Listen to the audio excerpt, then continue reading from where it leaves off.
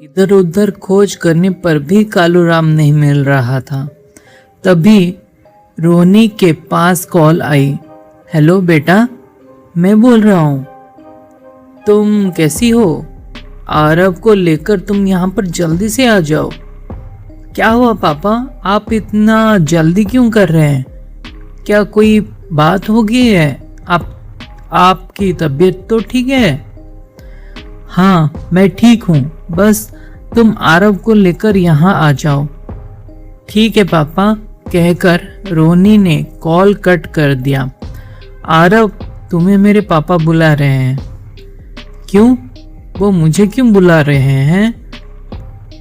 ये तो वहां पर चलने पर ही पता चलेगा। चलो। आरव ने सहमति से हाँ कर दिया। पांडे गाड़ी ड्राइव करने लगा। कुछ ही देर में वो लोग रोनी के घर भी पहुंच गए। पांडे ने हेमा और उसकी बेटी को रास्ते में ही छोड़ दिया।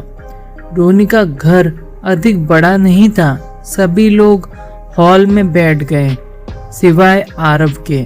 आरव इधर उधर टहलने लगा। वो इस शरीर से छुटकारा पाना चाहता था। रोनी के पिता ने कहना शुरू किया, मैं जानता हूँ आरव कि तुम इस शरीर से छुटकारा पाना चाहते हो, लेकिन यदि तुम चाहो तो भी वापस से नॉर्मल नहीं हो सकते। लेकिन अगर तुम चाहो तो वापस से नॉर्मल भी हो सकते हो। क्या? आरव ने चौंकते हुए कहा।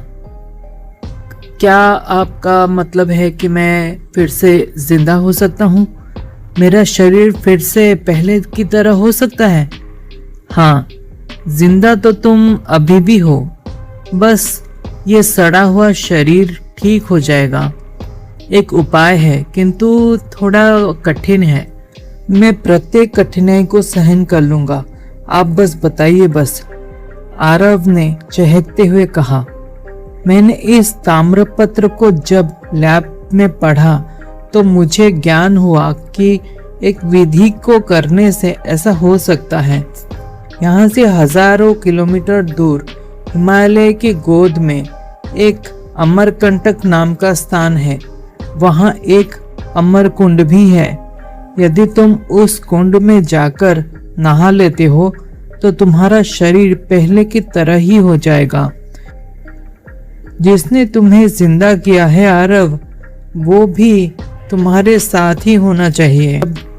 वो अपना खून जब उस कुंड में गिराएगा तभी तुम उससे मुक्त हो सकते हो, क्योंकि उसने तुम्हारे साथ रक्त बंधन करके तुम्हारी जिंदगी को अपनी जिंदगी से जोड़ दिया है। ऐसा करने पर ही तुम्हारी जिंदगी उसके जिंदगी से आजाद हो पाएगी। फिर तुम अपने जीवन के स्वामी खुद ही हो जाओगे। लेकिन इसमें किसी तरह का मुश्किल तो नहीं दिख रहा है। इसमें कष्ट किस तरह का है? पर पापा, ये तो काफी आसान है, इसमें कोई प्रॉब्लम तो नहीं दिख रही है, रोनी ने कहा। पहले तो यहाँ का रास्ता बहुत ही कॉम्प्लिकेटेड और टेढ़ा मेढ़ा सा है। जंगल, नदी, पहाड़ों को पार करने के बाद उस जगह तक पहुंचा जा सकता है। पैदल पहाड़ी मार्ग है। मार्ग जंगली खूंखार जानवरों से भरा पड़ा है। वहाँ कई आदिवासी लोग भी रहते हैं जो अधिक भयानक है। सबसे इम्पोर्टेंट इंफॉर्मेशन तो ये है कि उस कुंड की रक्षा स्वयं यति करते हैं, जो कि अत्यंत ही शक्तिशाली माने जाते हैं। यति एक ऐसा स्पीशीज है जो सिर्फ हिमालयन रेंज में ही देखा गया है। कुछ लोग उनको देखने का दावा भी करते हैं, लेकिन आज तक जिन लोगों ने यति को सच में देखा है वो अभी तक जिंदा नहीं बचे। इसी से ही तुम ये अंदाजा लगा लो कि यति बहुत ही खूंखार और जंगली टाइप के जानवर होते हैं। अन्य भी कुछ ऐसे अनजाने खतरे हो सकते हैं जिनके बारे में हमें अभी पता नहीं है। आरव ने कुछ सोचते हुए कहा, यदि मैं वापस जिंदा हो सकता हूं तो मैं एक कोशिश तो जरूर करूंगा। वैसे कोशिश करने में क्या जाता है, मैं फिर से अपनी बेटी से मिल सकता हूँ, गले लगा सकता हूँ। उसके लिए मैं हर तूफान से टकराने के लिए तैयार हूँ, पांडे बोला। लेकिन उसके लिए हमें सबसे पहले उस औघड़ कालूराम को ढूंढना पड़ेगा, पांडे बोला। मैं वहां अकेले जाऊंगा, कालूराम के साथ नहीं, मैं भी साथ चलूंगा, पांडे ने ऑब्जेक्ट किया। मैं भी साथ चलूंगी। तुम्हें उस ताम्रपत्र को पढ़ने वाले की आवश्यकता होगी वहां पे। क्या तुम उस भाषा को पढ़ सकते हो? आरव ने पूछा। हाँ, मैंने पिताजी से सीखा है। आरव ने पांडे से आग्रह किया कि आपने मेरा बहुत साथ दिया है अब तक। अब यहाँ से आगे मैं अकेला जाऊंगा। आज इस सोसाइटी को आपकी बहुत ज्यादा जरूरत है।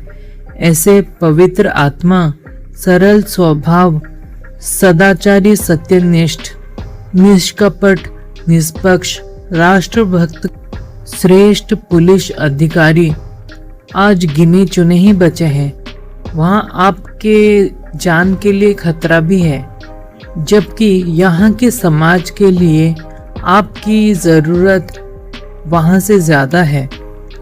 ठीक है, लेकिन उस औघड़ को पकड़ने के लिए मैं तो तुम्हारी मदद कर सकता हूँ ना। मेरा नेटवर्क बहुत ही बड़ा है। मैं आज ही सारे के सारे जासूस को एक्टिव कर देता हूँ। इस पर आरव ने ठीक है कहकर सहमति व्यक्त की। सुनो, मैं तुम्हारे लिए आवश्यकता की सारे वस्तु जुटा देता हूँ। जब तक वो औघड़ मिल नहीं जाता, तुम यहीं पर रुक जाओ। नहीं, मैं उस कालूराम के कुटिया के आसपास ही कहीं रहूंगा और उसे ढूंढता रहूंगा। कभी ना कभी तो वो वहां पर आएगा ही, आरव बोला। पांडे वहां से चला गया। आरव भी जंगल में ओझल हो गया। टोनी ने साथ जाने की तैयारी शुरू कर दी।